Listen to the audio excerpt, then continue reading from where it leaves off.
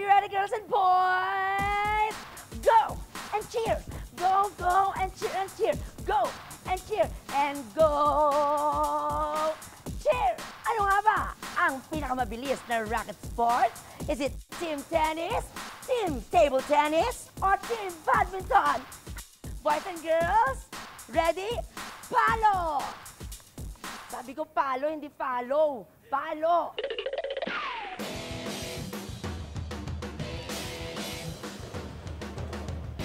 Small but terrible ang istorya ng una nating racket sport. Maliit lang ang lugar kung saan ito nilalaro. Maliit ang bola na ginagamit. Maliit din ang raketa. Pero mabagsik ang laro ng table tennis. Parang as of now po, yung table tennis po ang kinoconsider natin na most complicated sport sa ngayon. Sa experience ko po, kung racket sport po ang pag-uusapan, isa na po sa pinakamahirap laruin ang table tennis po.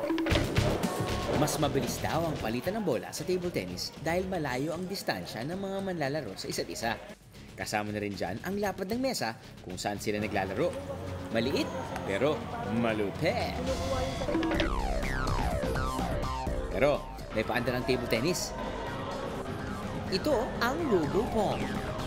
Ang RoboPong, isang machine na ginagamit natin sa pagpid ng bola para sa mga players. Sa halip na manual feed ang gawin para sa training ng mga manlalaro, itong RoboPong na lamang ang nagbabato ng bola para sa mga player. Hindi pa siya napapagod. Huwag lang mag-brown out.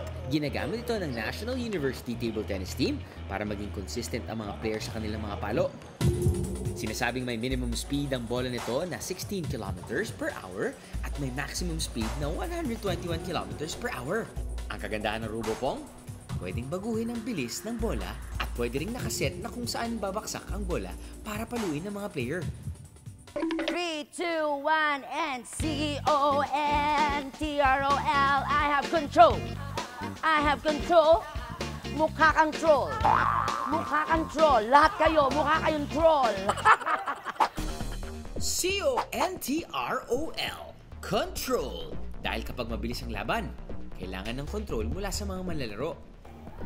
Kitang-kita ito sa laro ng badminton. Parang faster than a speeding bullet ang palitan ng bola ng mga badminton player. Eh bakit nga ba? Unang-una siguro, yung shuttlecock niya hindi naglaland bago mo tirahin. Hindi naman sobrang laki ng court katulad ng tennis, kaya medyo maliit yung gagalawan mo, kaya kailangan mo maging mabilis. Yes! Nako guys, nako hindi pa matay ng lamok ang aking hawak, kundi isang uri ng raketa because today we will be playing badminton! Yeah!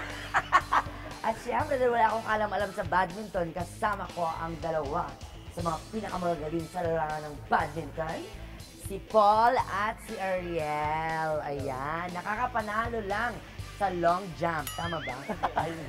Saan sa badminton? Saan ginawa? Swiss International Challenge. Swiss International Challenge. Paano ba yung basics ng badminton? Yung basic ng badminton, syempre yung magsisimula sa grip. Okay. May tamang paghawak kasi sa raketa. Yeah, I'm losing grip. Eto, ganyan. So dapat yung dito mo, nakatapat siya dito. So, parang naka-V siya. Si Ariel naman, we'll talk about shuttlecock. Yeah. Goose siya talaga gawa. Feather ng goose. Di ba? At least alam nyo na ngayon na hindi basta-basta ano lang. Feather lang ng kung anong ibon. Goose. Dahil sa structure ng shuttlecock, kaya nasasabing ang badminton ang pinakamabilis na racket sport. Ang pinakamabilis na shuttlecock daw ay may bilis na 332 kilometers per hour. Let's do this. This is the fight that you've all been waiting for. Kung nanalo sila sa Switzerland, mananalo din sila dito sa Vito Cruz.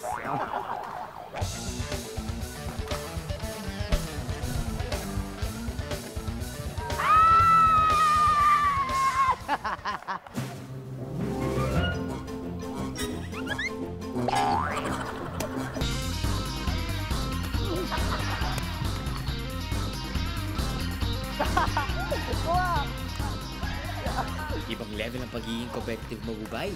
3, 2, 1, and P. P-O. P-O-W-E-R. We got the power. We got the power. We got the power. The kili-kili power. Kung power lang ang pag-uusapan. Sa larong tennis, matindi talaga ang kailangan lakas ng isang tennis player.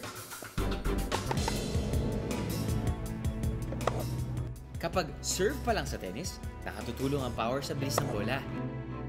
Pagka big server ka, automatic, mabilis talaga yung takbo ng bola. So, merong chance na hindi makukuha ng kalaban nyo pagka pumasok yung serve natin. Alam niyo ba na si Sabine Lisicki ang may hawak na record na pinakamabilis na tennis serve sa women's tennis? Ang serve niya ay may bilis na 211 kilometers per hour. Natalo niya ang dating record ni Venus Williams na 208 kilometers per hour. Para naman sa men's tennis, si Sam Groth ang may hawak na record na pinakamabilis na serve. 263 kilometers per hour lang naman ang bilis ng kanyang serve. Iba-iba ang service areas na ginagamit para sa lawn tennis. Nariyan ang hard o concrete court. Familiar din sa atin ang grass court na ginagamit sa prestigious Grand Slam tournament na Wimbledon Open sa UK.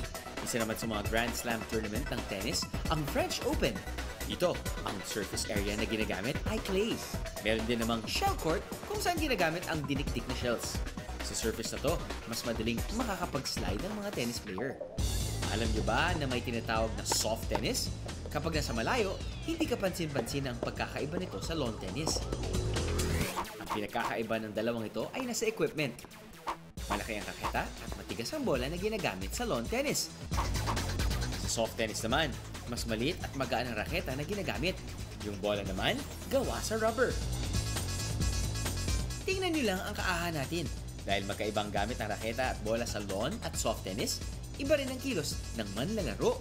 Soft tennis o lawn tennis man, nanggagaling sa mga binti at paa ang lakas kapag naglalaro ng tennis. Ang tawag dito ay kinetic linkage. Mula sa pagsipa sa surface area, umaakit ang enerhiyang ito sa leg muscles patungo sa balikat at braso hanggang makarating ito sa tennis racket. Pagdating sa tennis racket, ayan na ang power! May similarities and differences ang mga racket sport na to. Sa kanilang paraan, may angking bilis ang table tennis, badminton, at tennis. Pero dahil din sa mga kaibahan nila sa isa't isa, hindi natin matutukoy kung alin talaga ang pinakamabilis na racket sport. Aha!